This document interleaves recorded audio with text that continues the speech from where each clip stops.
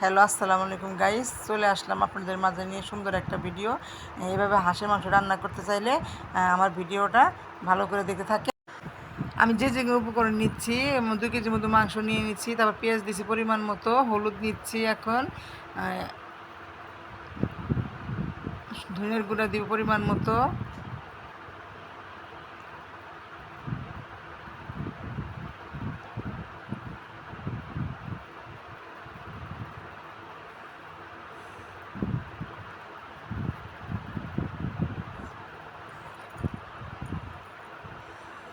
মরিচের গুঁড়া দিব পরিমাণ মতো,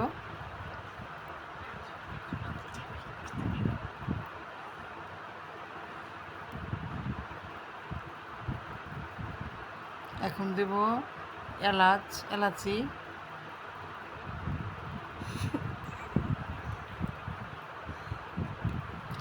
লবণ দিয়ে দেব পরিমাণ মতো,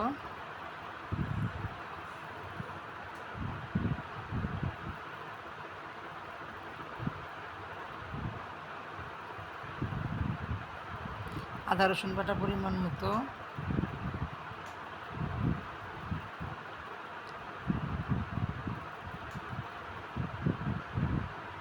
এখন আমি সুন্দর করে মাখাবো। মাখালে মাংসটা অনেক ভালো লাগে। মশলাগুলো সুন্দরভাবে মাখলে পরে মাংসের গায়ে মশলাগুলো সুন্দর করে মাখলে ভালো লাগবে খাইতে। এই জন্য আমি হাঁসের মাংসটা মাখায় রান্না করতেছি। সবাই আপনারা তো কষাও রান্না করতে পারেন, কিন্তু আমি একটু মাখায় রান্না করতেছি। আমি বেশিরভাগ বাসায় মাংস আনলে মাখাই রান্না করি।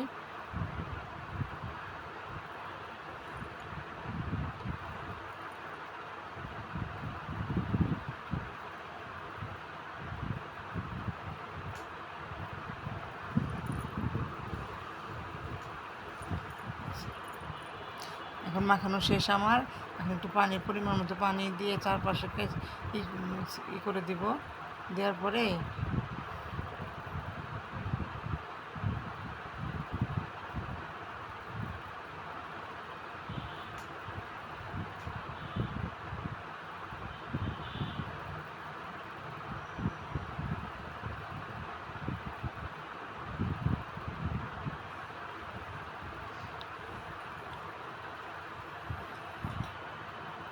এখন আমি কতগুলো তেজপাতা সুন্দর করে ধুয়ে দিয়ে দেবো মাংসের ভিতরে।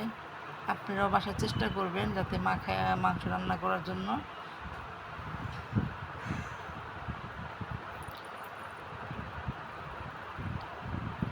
এখন আমি চুলায় বসাই দিব।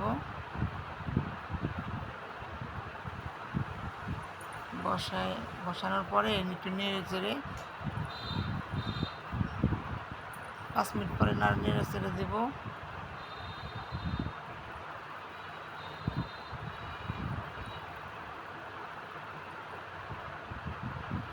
আমি এখন কষাচ্ছি।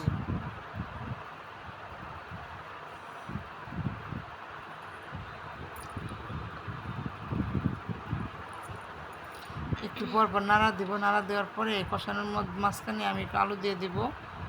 আপনারা যে যার মতো আলু খান পরিমাণ মতো দিয়ে নিন। আমি এখানে প্রায় হাফ কেজির মতো আলু দিয়েছি 2 কেজি মাংসের ভিতরে।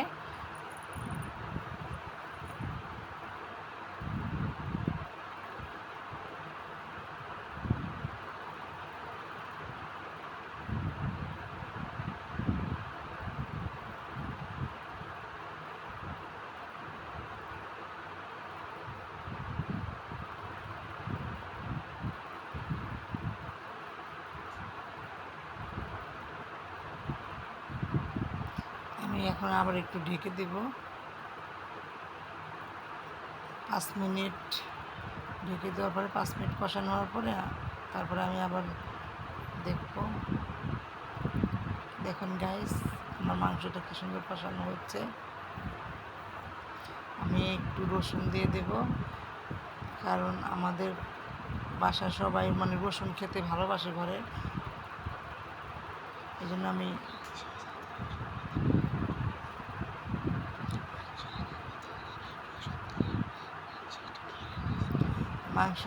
হাঁসের মাংস যে কোনো মাংস ভিতরে আপনি রসুন দিয়ে দেবেন।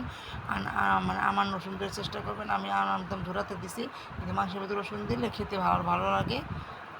গন্ধটা ভালো, ঘ্রাণ আসে।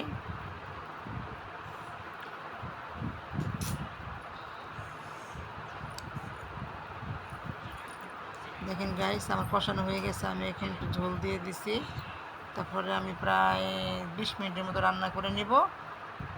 ঝোল দেওয়ার পরে প্রায় 20 মিনিট আমার এটা চিতই পিঠাতে খাবে, তো এর জন্য আমি একটু ঝোল রাখতেছি। পিঠাতে খাইতে হলে একটু ঝোল রাখতে হয়, নাহলে খাবে কি দিয়ে। এই জন্য আমি একটু ঝোল পরিমাণ মতো ঝোল দিচ্ছি, একটু বেশি ঝোল দিচ্ছি। আমি আপনার ইচ্ছা করলে আপনারা মাখা মাখা খেতে পারেন, কিন্তু আমরা একটু ঝোল দেওয়ার পিঠাতে খাবে এর জন্য ঝোল দিয়েছি। আপনারা আপনাদের ইচ্ছা মতো ঝোল দিবেন। আবার ঢেকে দিব। ঢেকে দেওয়ার পরে দেখেন গাইস, আমার মাংস রান্না হয়ে গেছে। আমি চুলা থেকে নামিয়ে নিয়েছি। দেখেন কালারটা কত সুন্দর আসছে। আপনারা সবাই চেষ্টা করবেন বাসায় এভাবে যদি মাংস রান্না করার জন্য, খেতে ভালো লাগবে। আজকের ভিডিওটা এই পর্যন্তই ছিল। আল্লাহ হাফেজ।